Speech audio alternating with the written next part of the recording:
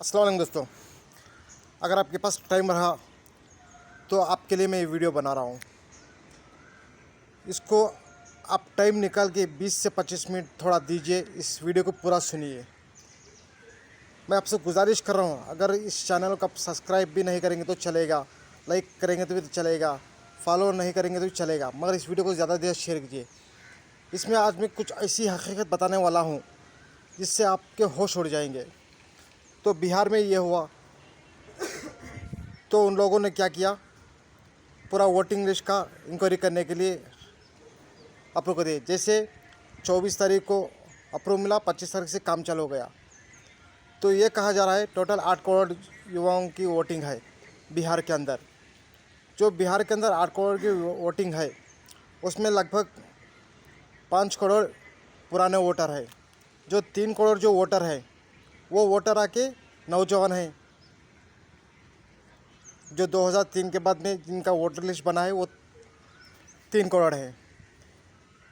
अभी क्या किए, जैसे ही ये पासा फेंके तो अपोजिशन पार्टी ने इसके बारे में आवाज़ उठाई, हम इसके बारे में आंदोलन करेंगे, इसको आगे नहीं बढ़ने देंगे करके। तो बीजेपी वालों की चाल समझिए। ये जो इन्होंने पासा फेंका है वोटर लिस्ट का फ्रॉड करने के लिए, जैसे ये पासा फेंका, अपोजिशन पार्टी जैसे वो सोच रहे थे नचाने के लिए, उसी तरह से ये नाच रहे हैं, उसी तरह से नाच रहे हैं। हम 5 करोड़ युवाओं को वोटिंग का ये करना नहीं छोड़ेंगे करके बोल रहे हैं। चलिए, जो अपोजिशन पार्टी जो आंदोलन करने की बात कर रहा था, उनकी बात को क्या कर दिए, ये जो 5 करोड़ वोट है इसको सिर्फ में हमने अपलोड कर दी है। जो 3 करोड़ वोटिंग है उसको हम रीसेस सबमिट करेंगे, पूरा जांच पड़ताल करके उसको सबमिट करेंगे, अपलोड करेंगे। उसमें क्या हो गया, तो समझिए हमारा बिहार ऐसा स्टेट है, उसमें लगभग प्लान करने वाले लोग बहुत हैं, कम से कम 1.5 से 2 करोड़ प्लान करने वाले लोग हैं। प्लान का मतलब समझिए, अभी जैसे आपके स्टेट में काम नहीं रहता है, स्टेट में काम नहीं रहता है, वो लोग क्या करते हैं, काम नहीं है ना करके बाहर स्टेट्स में काम जाते हैं। जैसे कर्नाटका, मुंबई, हैदराबाद, गुजरात, उड़ीसा, हर एक स्टेट्स में, पंजाब, तमिलनाडु, आंध्र प्रदेश, इस जगह पे जाके काम करते हैं। अभी इसमें कई नौजवान हैं उधर पे। अब वो नौजवान क्या करेंगे, क्या बोलेंगे, उनका सबका सब डिटेल चाहिए। अभी ये क्या बोल रहे हैं बीजेपी वाले, चुनाव क्या बोल रहा है, इसमें आपका ना आधार कार्ड चलेगा, ना आपका वोटर आईडी चलेगा पुराना, ना आपका ड्राइविंग लाइसेंस चलेगा, तो क्या चलेगा।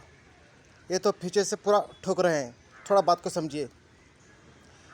जैसे ही कोई डॉक्यूमेंट्स, चलो कोई अपने स्टेट्स को वापस जाके डॉक्यूमेंट्स लेके गया, अभी समझो माँ बाप के नाम में कोई इनिशियल गलत रहा या उनके बच्चों के नाम में कोई इनिशियल गलत रहा, तो क्या करेंगे, ये नहीं होएगा, इसको साइड में हटा दीजिए, ये वोटर लिस्ट में नहीं जमता है, इसमें नाम गलत है करके बताएंगे। जैसे ही नाम गलत रहेगा तो उनका नाम आके वोटर लिस्ट से हट जाएगा। तो जो गवर्नमेंट ने बनाए हैं Aadhaar card, voter ID, driving licence, ये तीनों भी नहीं चलेगा।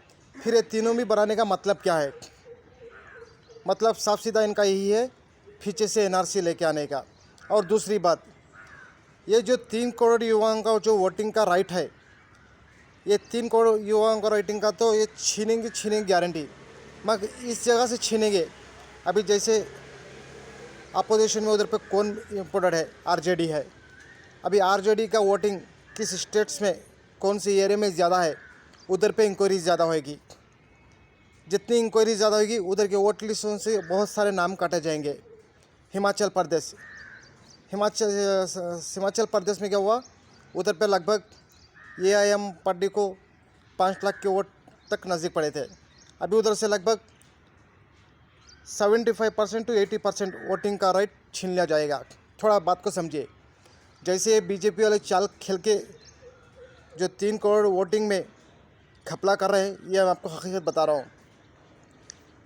जो 3 करोड़ वोटिंग है, जिस जिस जगह पे उनके लोगों की सीटिंग नहीं है, जिस जगह पे उन लोग अपोजिशन पार्टी को वोटिंग ज़्यादा मिल रहा है, उधर के एरिया में, उधर के इसमें ये इमीडिएट चालू हो जाएगा।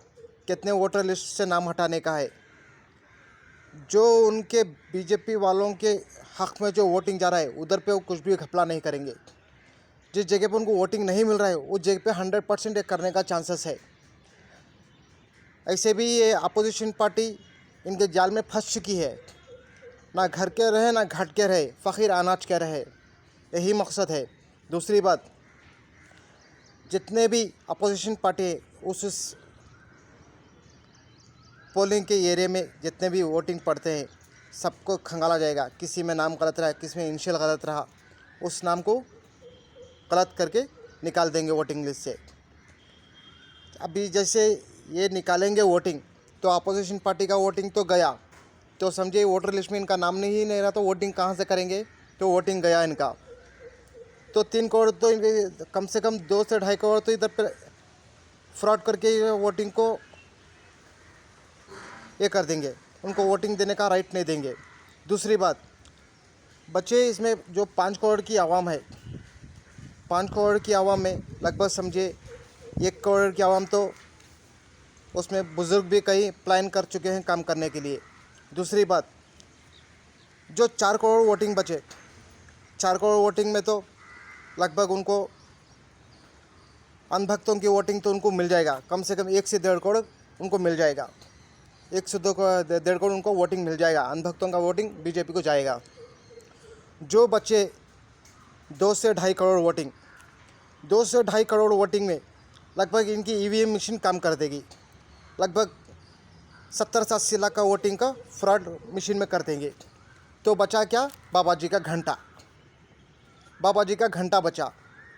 जैसे बीजेपी चाह रही थी, उसी तरह से ये अपोजिशन पार्टी भी नाच रही है। उनको पता है इसके बारे में ज़रूर ये आंदोलन करेंगे।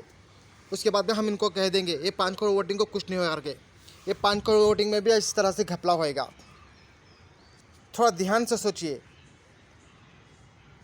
ये जो मैं बात बता रहा हूँ, एकदम पॉइंट की बात बता रहा हूँ। इसमें कोई भी आपको बोल नहीं सकेगा ये जो मैं बोल रहा हूँ गलत बोल रहा हूँ करके। अगर मेरे चैनल को सब्सक्राइब नहीं करेंगे तो चलेगा, फॉलो नहीं करेंगे तो चलेगा, मगर इस वीडियो को ज़्यादा से ज़्यादा शेयर कीजिए। बिहार के इलेक्शन में 1000% वोटिंग का फ्रॉड होने वाला है। कम से कम 2 से 2.5 करोड़ वोटिंग इलीगल है बोल के उनको वोटिंग का हक़ उनका छीन लिया जाएगा। जैसे ही हक़ छीना जाएगा, उसी तरह से अब जैसे आपका वोटिंग लिस्ट ही नहीं रहेगा, तो आपका क्या गया? आपका पेंशन का पैसा गया, आपको उधर का नागरिक का पैसा गया, जो भी आपका उधर का जो भी ये काम का जो कार्ड बनाते हैं, वर्किंग कार्ड बनाते हैं, वो भी काम का गड़ गया। तो आप किस में गए? जब वोटिंग का राइट नहीं आता, किस में गए आप? सीधे एनआरसी में आ गए। जैसे आप एनआरसी में आएंगे, तो आपका जितने भी उधर पे वर्कर काम कर रहे हैं, शायद गवर्नमेंट वर्कर हो, प्राइवेट वर्कर हो, उन सबको एनआरसी नोटिफाइड में लेके आ जाएगा। ये जो लेके आए हैं ना, ये इनडायरेक्टली एनआरसी है, ये इनडायरेक्टली एनआरसी। दूसरा पॉइंट जो है, ये 2 से 2.5 करोड़ वोटिंग को लिस्ट में से नाम काट देंगे। जिस जिस जगह पे अपोजिशन पार्टी को वोटिंग ज़्यादा मिल रहा है, उसी जगह से वोटिंग का नाम हटाएंगे।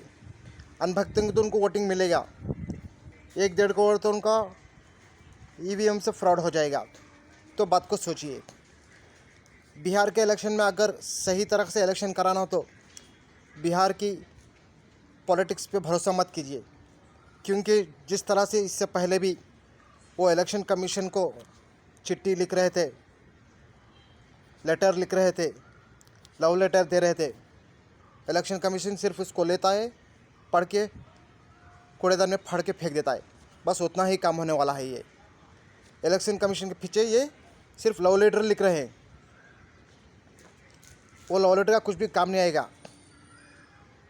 सिर्फ वो आएगा, जाएगा तो ज़रूर इलेक्शन कमीशन के पास, मगर उसका कोई रिप्लाई नहीं आएगा, वो सीधा डस्टबिन में जाएगा। तो बात को समझिए। ये पॉलिटिक्स के ऊपर भरोसा कर दीजिए। अगर मेरी गरीब जनता बिहार की, पहले गरीब स्टेट्स है बिहार, अगर आप लोगों का वोटिंग राइट छीन लिया जाएगा तो आपको बहुत तकलीफ़ होएगी। इन राजनेताओं के ऊपर भरोसा मत कीजिए, सबके सब रोड के ऊपर उतरिए। फर्स्ट पॉइंट, वोटिंग मत होने छोड़िए। दूसरा पॉइंट, ईवीएम से वोटिंग नहीं होना चाहिए। जो भी अभी जैसे 2003 से आपका वोटिंग लिस्ट से नाम काटा जाएगा तो 2014 में इनकी सरकार बनी। 2014 से सरकार कैसा बनी? यही वोट से बनी है ना, तो इनकी सरकार भी नहीं चलेगी, बीजेपी सरकार भी नहीं चलेगी। सेंट्रल के पूरा ऑल इंडिया में इनकी गवर्नमेंट नहीं चलेगी, क्योंकि 2003 का भी वोटर उनके जोड़ में जमा है 2014 के इलेक्शन में। जब 2003 का वो वोटर जो है, जो इनको प्रधानमंत्री बना सकता है, तो अभी उनके लिए इलीगल कैसे हो सकता है? वैसे देखने जाए तो इनकी सरकार भी नहीं रहना चाहिए, बीजेपी की सरकार नहीं रहना चाहिए। जब ये 2014 के इलेक्शन में वही वोटिंग करके ये प्रधानमंत्री बने थे। थोड़ा सोच के देखिए। अगर मेरी बात सही लग रही है, सारी आवाम बिहार की रोड के ऊपर आइए, वोटिंग मत होने छोड़िए। जो भी आपका वोटर लिस्ट से नाम काटेगा, जाके जब भी इलेक्शन होएगा सामने आके खड़ जाइए। मैं 2014 में भी वोटिंग किया, 2003 में भी वोटिंग किया, 2007 में भी वोटिंग किया, 2012 में भी वोटिंग किया। जाके बोलिए अब फिर मेरा नाम कैसा काटे आप, फिर मेरा नाम कैसा काटे। फिर 2014 में जो आपकी सरकार बनी थी उस सरकार को हम नहीं मानते, तो वो भी तो फ्रॉड हुआ ना।